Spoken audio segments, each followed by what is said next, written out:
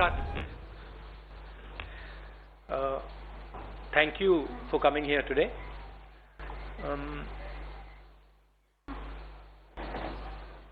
आज मैं price rise की, पेट्रोल, डीजल और गैस की कीमत के बारे में आपसे, देश की जनता से बात करना चाहता हूं। डीजल, पेट्रोल ये तकरीबन इकोनॉमी के हर भाग में कहीं ना कहीं इनपुट होता है इसका। तो जब डीजल और पेट्रोल के दाम बढ़ते हैं, एक तो डायरेक्ट चोट लगती है और एक इनडायरेक्ट चोट लगती है। डायरेक्ट चोट लगती है जो गाड़ी में, स्कूटर में, ट्रक में डीजल पेट्रोल डालता है, उसको डायरेक्ट जेब में चोट लगती है।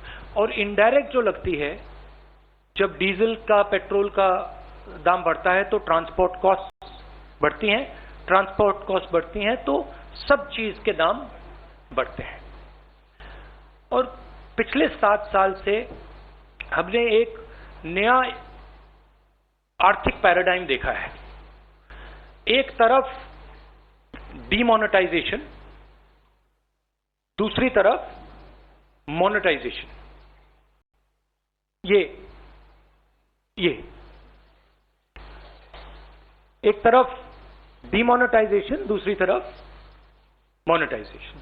और फाइनेंस मिनिस्टर ने कहा, मोदी जी ने पहले कहा था मैं डीमोनेटाइजेशन कर रहा हूं, और फाइनेंस मिनिस्टर कहती रहती है मैं मोनेटाइजेशन कर रहा हूं।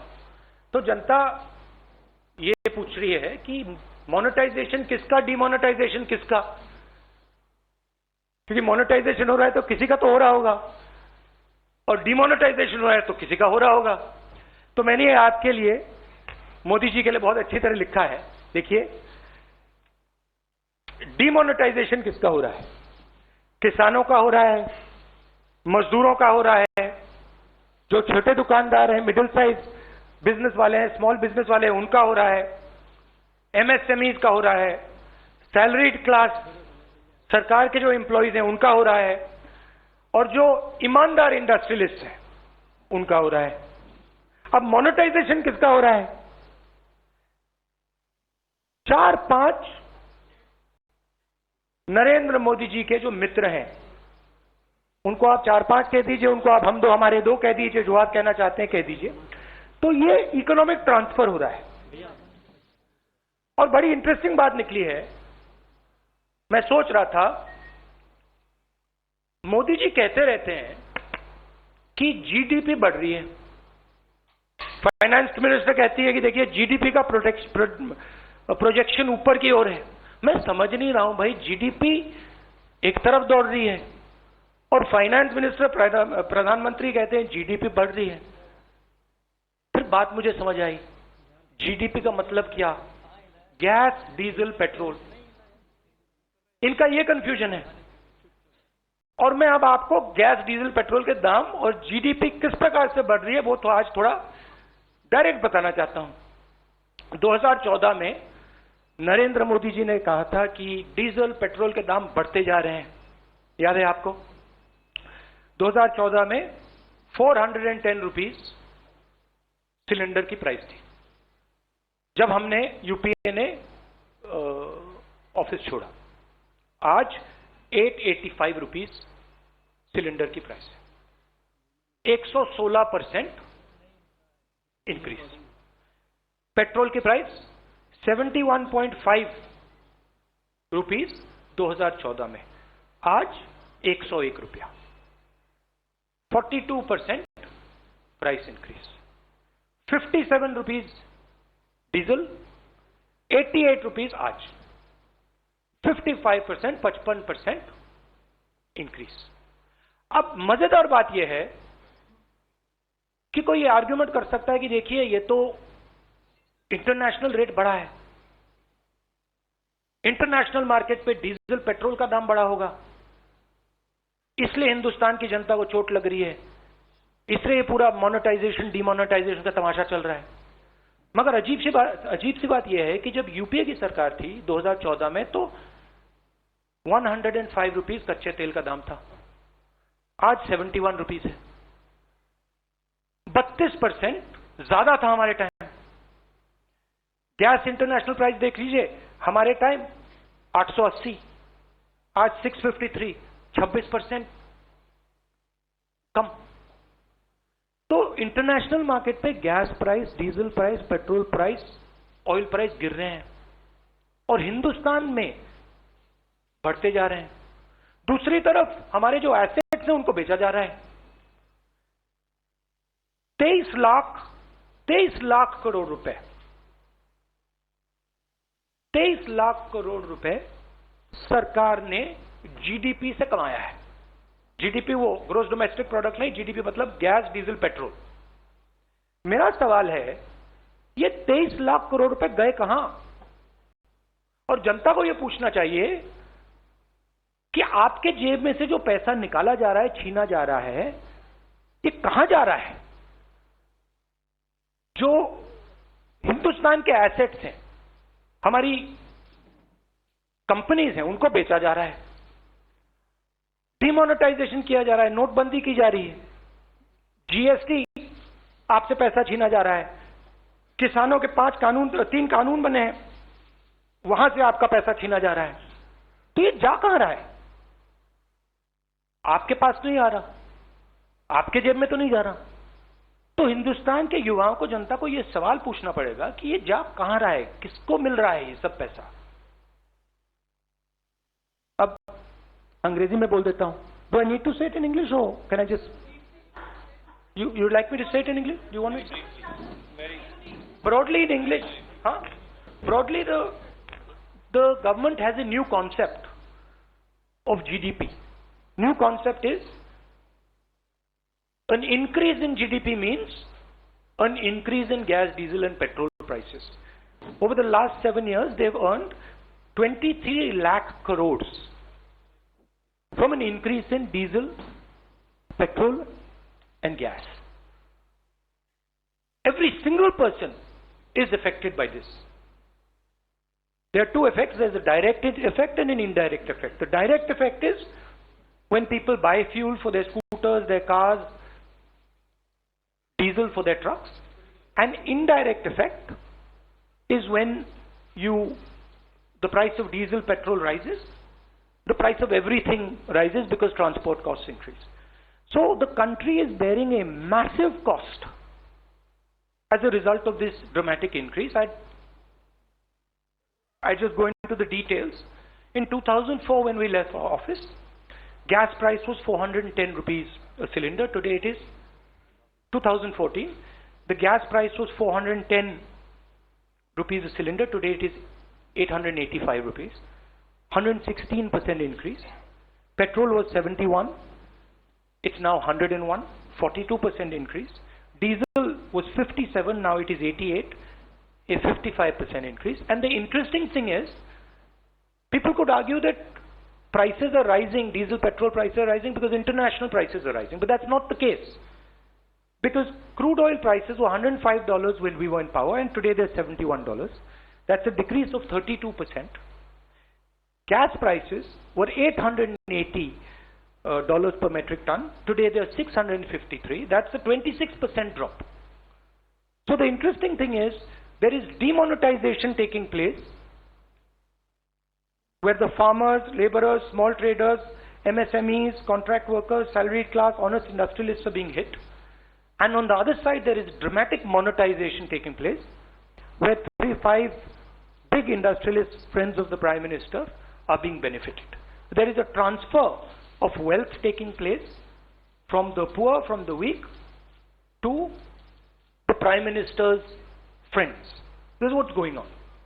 And this is what I wanted to raise today, and I wanted the young people of this country to think about this. This is about your future. You have to ask the question, who this money is going to. 23 lakh crores have been taken out of your pockets, out of the pockets of farmers, laborers, poor people. Question is, where are they going? At the same time, we see the finance minister talking about monetization, where your assets, the assets of this country, are basically being given away at cut rate prices again to 3 or 4 of the Prime Minister's favorite people. So that's what I wanted to raise today. If you have some questions, I'm happy to answer them. I would like to keep the focus on price rise and on diesel petrol prices. Thank you, sir. Arun will begin with you.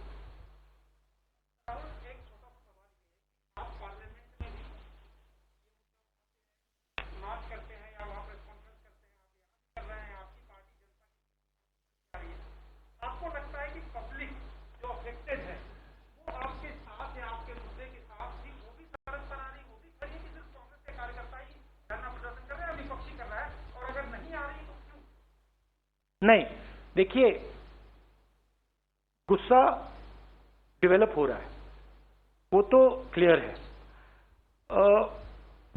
मगर दूसरी तरफ जो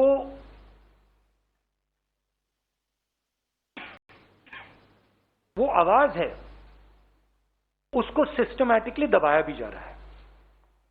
corona का समय है तो हम भी नहीं चाहते कि लाखों लोग सड़क पे निकले, क्योंकि हम जानते हैं कि उसके दूसरे नतीजे हो सकते हैं, तो हम भी थोड़ा रिस्ट्रेंट शो कर रहे हैं। मगर जनता में जबरदस्त गुस्सा है। आप जानते हो मीडिया पे किस प्रकार से आक्रमण हो रहा है। जो आप लोग बोलना चाहते हो, लिखना चाहते हो, आपको वो करने नहीं देते हैं। इंस्टीट्यूशंस पर दबाव है। पार्लियामेंट में हमें बात करने नहीं देते हैं, डिस्कशन नहीं करने देते हैं, तो माहौल ऐसा है। मगर ये गुस्सा बढ़ता जाएगा और फिर रिएक्शन जबरदस्त आएगा। Thank you sir. May I go to Vijay Lakshmi.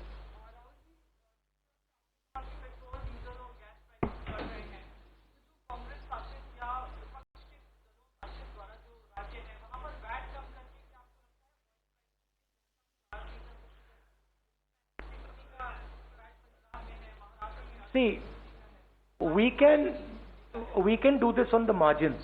हम margins में ये कर सकते हैं. But the main thrust of it, right, is the question that 23 lakh crores. See, if the question was that international prices are going up, no problem. But that's not the question. International prices are not going up. 23 lakh crores are being taken by the government of India. It's not a question of what is Chhattisgarh government going to do, Punjab government going to do. The question is, what is happening to this 23 lakh crores? Why are the people being made to pay for this? ये जो 23 लाख करोड़ रुपया है, ये जनता के जेब से निकाल कर ट्रांसफर किया जा रहा है ना। सवाल तो वो है। आप कह रहे हो कि हाँ ठीक है, छत्तीसगढ़ गवर्नमेंट क्या करेगी, पंजाब गवर्नमेंट क्या करेगी, मगर सवाल वो नहीं। सवाल छत्तीसगढ़ गवर्नमेंट 23 लाख करोड़ नहीं ले रही है, पंजाब गवर्नमेंट 23 लाख करोड़ नहीं ले रही है, सेंट्रल गवर्नमेंट 23 लाख करोड़ रुपए ले रही है। Thank you sir. Uma Shankar ji from NDTV.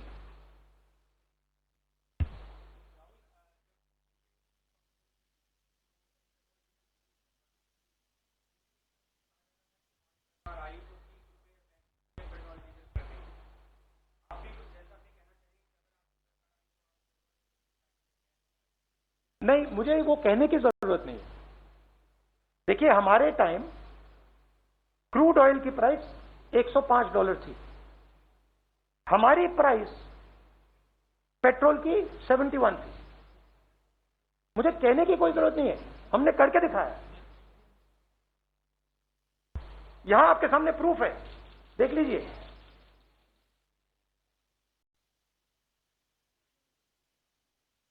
अच्छी तरह देख लीजिए। तो ये कहने की बात नहीं है, ये रिकॉर्ड है। जब ये 410 रुपए का था, नरेंद्र मोदी आगे पीछे जाते थे, कहते थे मैं इसको कम करूंगा, ये 885 हो गया है। जब ये 71 था, कहते थे मैं कम करूंगा, 101 हो गया। अरे हमारे टाइम तो 71 था। ये तो हमने करके दिखाया है। ठीक है, अगर इसकी प्राइस, अगर ऑयल की प्राइस आज 150 140 होती तो फिर वो दूसरा सवाल होता। अरे सवाल ये है कि इंटरनेशनल रेट कम हो रहा है और आप प्राइस बढ़ाते जा रहे हो। हमने $105 पे प्राइस को $71 पे मेंटेन किया था। आप $71 पे आपने प्राइस आपने 101 कर दिया है।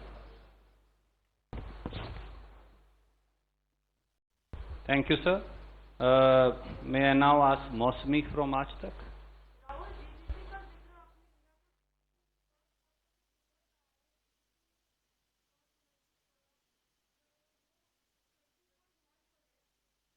Sorry?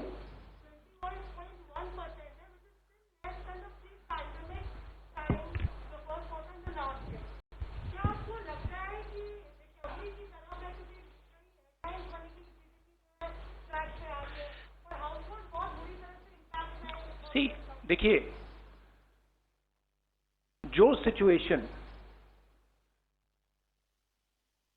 1991 में आई थी, वो सिचुएशन आज आ रही है। ये बात समझिए, आज जो प्रॉब्लम है वो साइक्लिकल प्रॉब्लम नहीं है, वो स्ट्रक्चरल प्रॉब्लम है।